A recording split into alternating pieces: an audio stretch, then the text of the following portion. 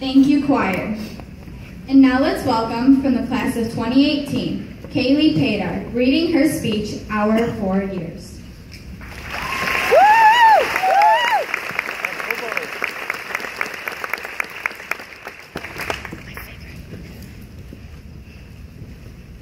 Here we are, ready to graduate, to say goodbye, and move on to a place that hopefully doesn't have traffic cone school colors.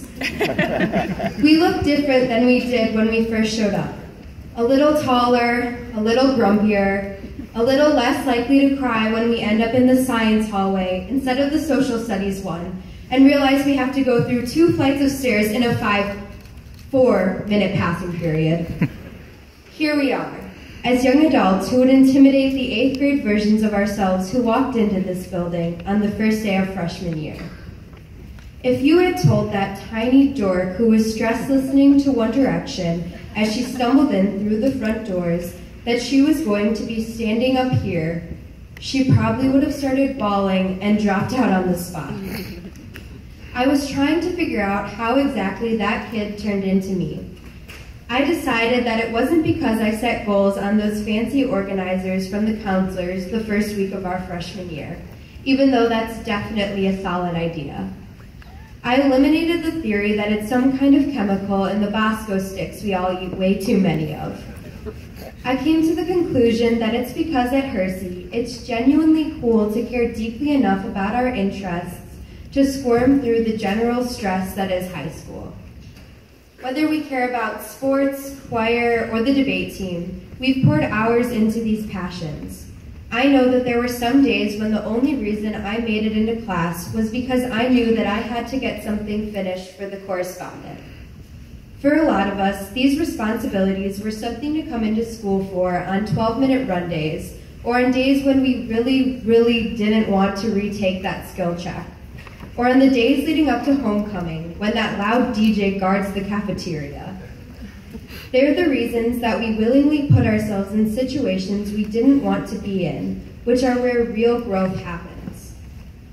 Those passions gave us reasons to push past the discomfort of high school instead of convincing our moms to call us out. Even though, let's be honest, everyone's parents have anxiously told the attendance office secretaries that, yes, she really does have another doctor's appointment. If my clubs made me come to school every single day on time, everyone in the attendance office would be out of a job, which is to say that I'm guilty of giving up opportunities. We all are. High school is over. All those first periods we ditched are gone. We're not going to get back any of the football games we slept through or any of the SOS events we missed to watch Netflix. The speech tournaments I left early from are over, and the pajama days I didn't dress up for are just days. Moving into college, I hope we can take caring a step further and really appreciate all there is to show up for. We have to remember to find new passions to inspire us as we leave the old ones behind. We have to throw ourselves into them wholeheartedly.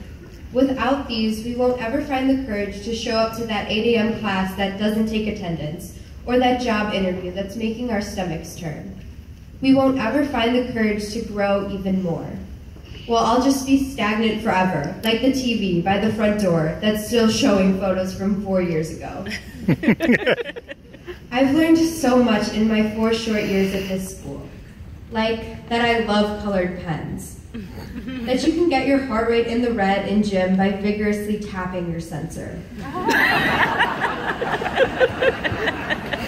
That the first line of this speech was a cliche. Thanks, Janet. That the ladies in the cafeteria always know the best places to buy holiday-themed outfits. But the most important thing I've learned is how to grow and adapt by loving things hard enough to push myself. Whether you believe anything I just said or not, whether you're going to leave this ceremony and purposely become apathetic and write strictly in plain black pen, just to spite me for talking for so long, I want you to pause for a moment. Take a breath. Here we are. Let me remind you of the anxious kids who walked into this school, The one who couldn't ever find the bathroom, and the one who thought he was going to fail high school because of a C in human geo. The one who used full-size note cards for her roots quizzes, and the one who sang boy band music while she looked for the courage just to walk in. They've all grown so much, in good ways, bad ways, and let's try blue hair for a week ways. There's plenty more to overcome, sure, but no matter how it happened, no matter why it happened, no matter what happens when we leave, this is something to be obscenely proud of.